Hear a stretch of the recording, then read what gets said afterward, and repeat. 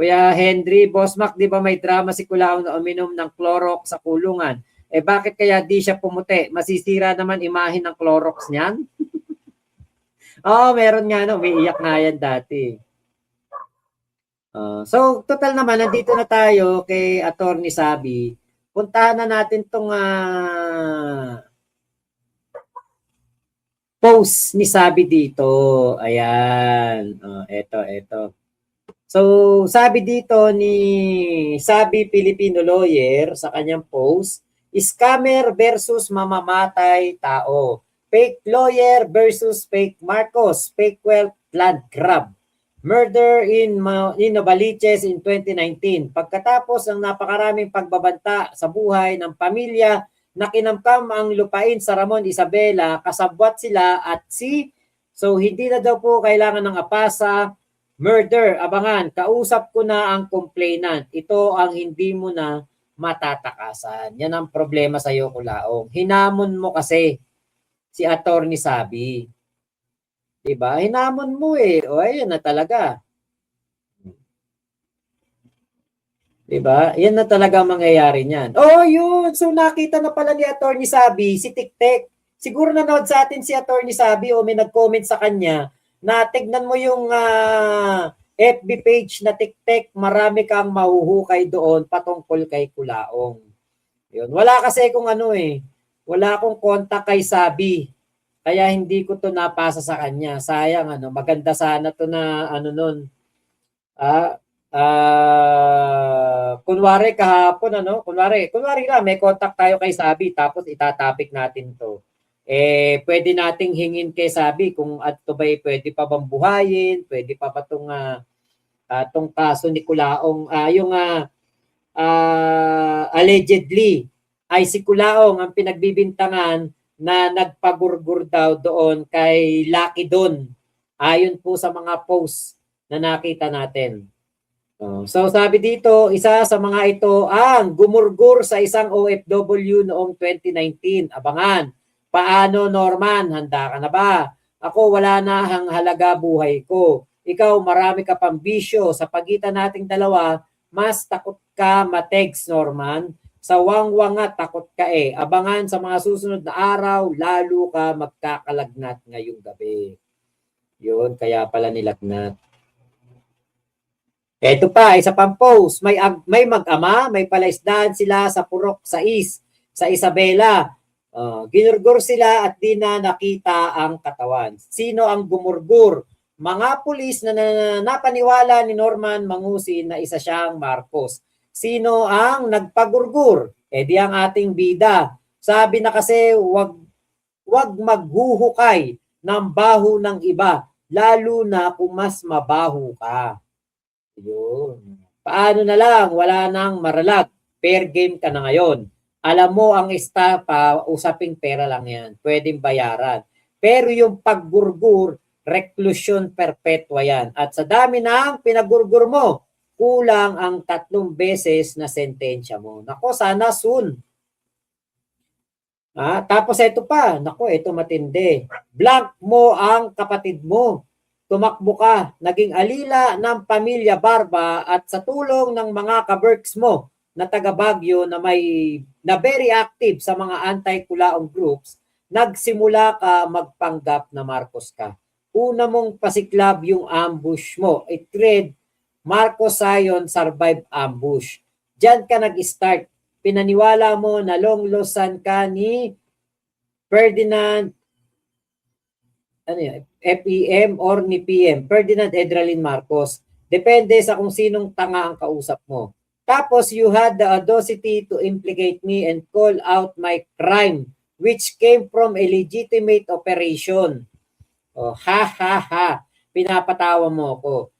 Kailan mo ako ipapaaresto for real? Kung kaya mo magpakarne para kumamkam ng lupa at isdaan, dapat kaya mo rin ako ipaaresto. Basic na lang sa iyo yan, Norman. Oo, kasi ang dami niyang kung ano-anong kinukuda, di ba? Pero wala namang napatunayan si Kulaong. Yan na yun. Yan na yung magiging malaking problema ni Kulaong.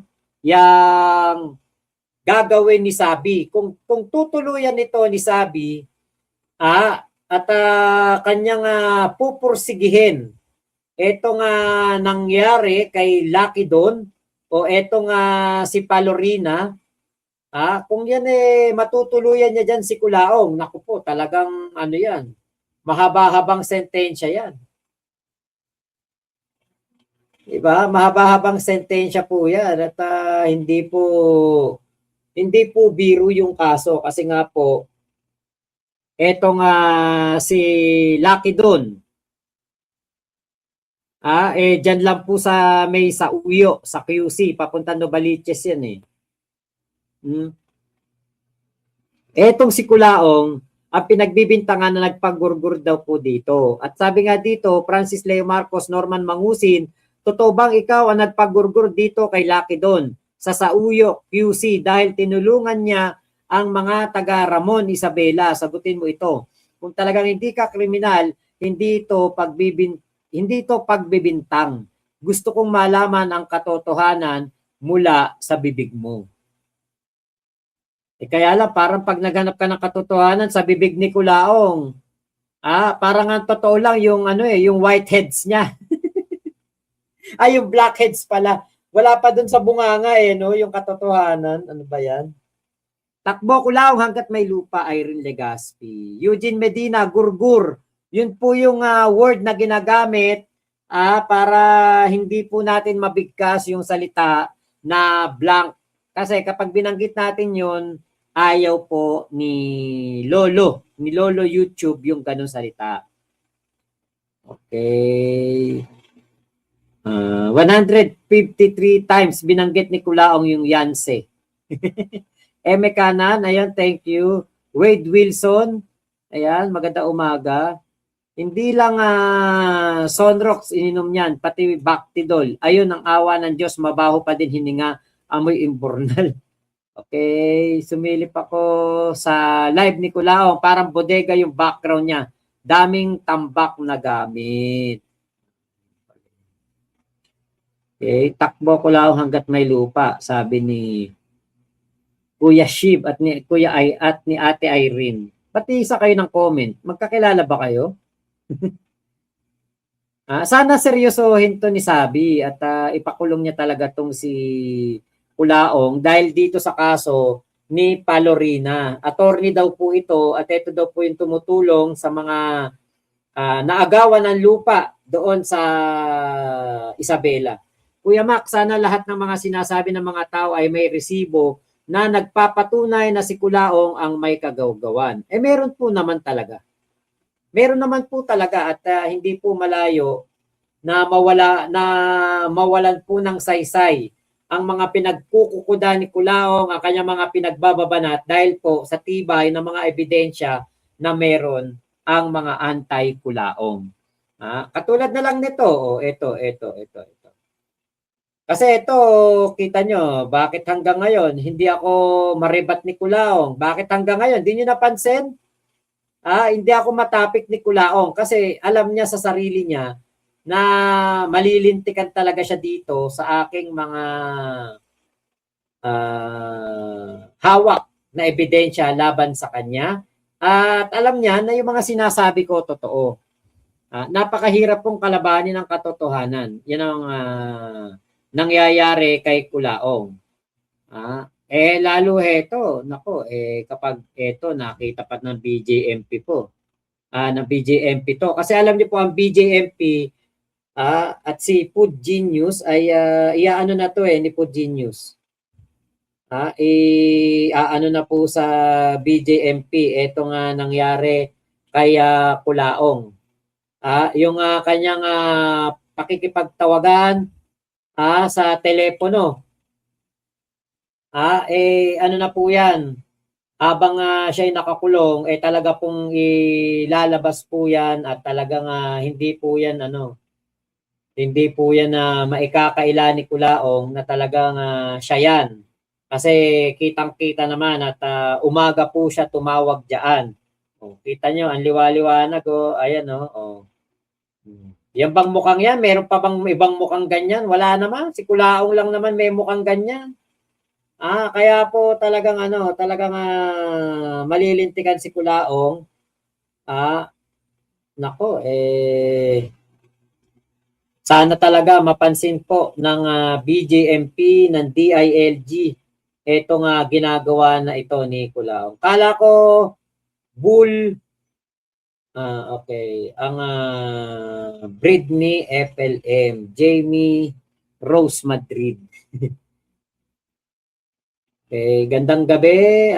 Mac, ikaw na naman kasama ko ngayong night shift. Oy, Marco Bandorio, thank you. Kenkel, resibo lang ba? Nako, napakarami niyan. Ni Mac.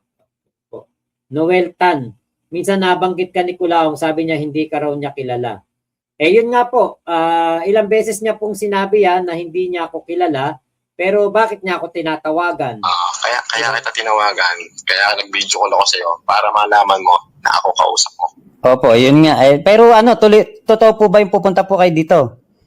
Yes. Dahil sabi niyo may bahay kayo dito eh. Yes. Yun. Sa Tawaw ang bahay ko. Yun, Tawaw. Opo. Sa Tawaw yung bahay niya. Dito nga sa Pilipinas, wala ka sariling bahay. Yan. Yan yung sabi ni Kulaong, hindi niya ako kilala. Ba't mo ko tatawagan? Di ba? Ganun lang yun. Kaya alam niyo po, yan si Kulaong, puro na lang ganyan yun. Eto. Para pakita ko sa inyo, yung sinasabi niya, hindi niya ako kilala. Hayan ako ba't niya ako tinatawagan nung nasa BJMP siya kung hindi niya ako kilala? Di ba? Eto yung yung dulo niyan. Pakita ko sa inyo yung dulo niyan. Eto yung dulo niyan, tawagan namin. Kaninong ano yan? Kaninong account yan? Ayan, kitang-kita ayan yung malalabas diyan yung account.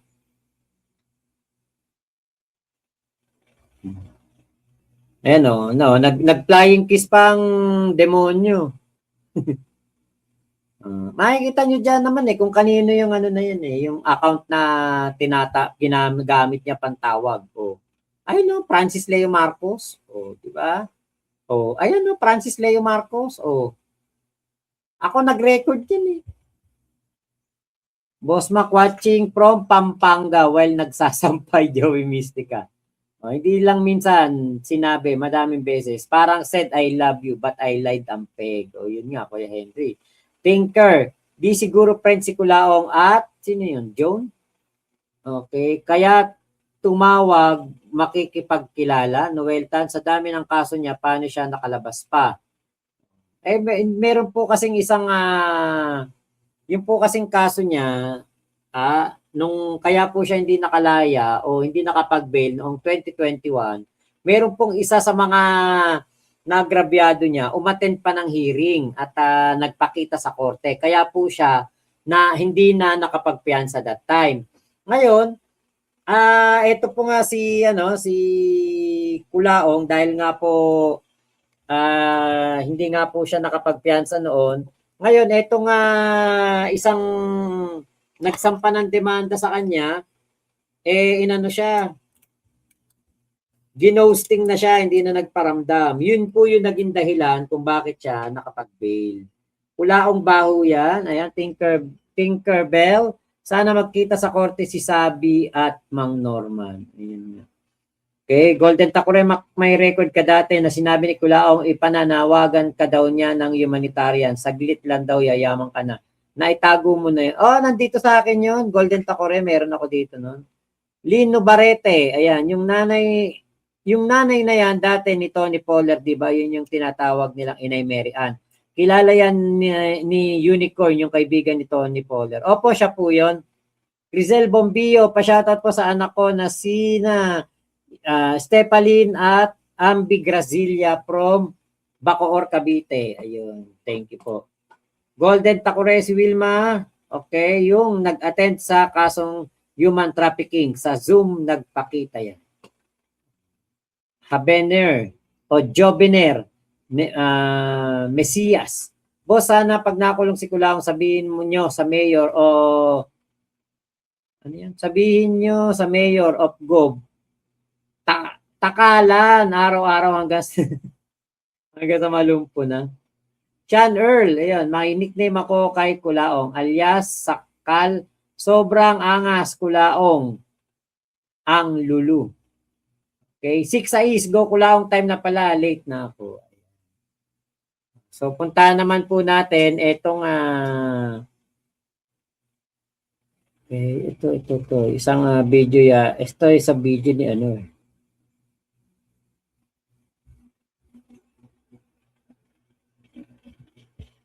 Okay, punta tayo kay Food Genius.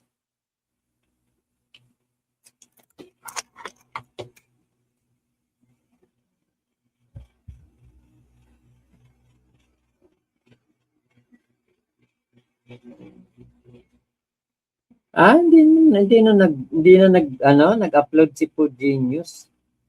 Puro si Friends of Food Genius na.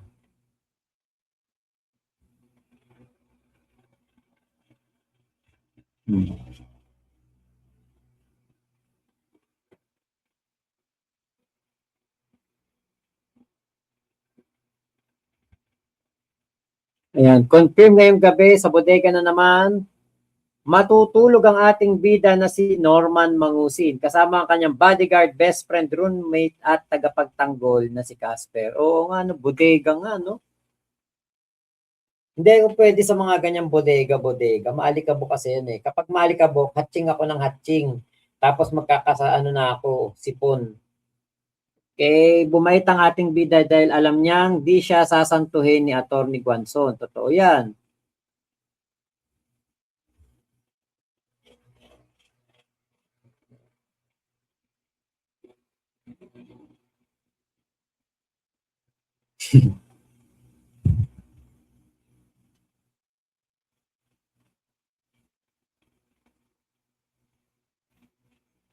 Parang punta na siguro tayo dun kay MG. Norhana, hello po. Hubiner, Mesias, boss, sana pag nakulong si Kula sabihin mo sa mayor. Ay, naulit na yan. Boss Mac, kasilaw ang iyong salakot ngayon, Boss Mac. Oo nga eh. No, no? Dahil doon sa puti. Boss Mac, mga artista daw, mga chicks niya, sabi sa live niya. Kanina, mga babae pa daw ay, oo. Meron nga yan, sinabi niya, Viva Max ba? Tianji Bakong, boss, okay lang kay Kulaong na matulog siya sa bodega. Sanay naman siya sa bodega matulog.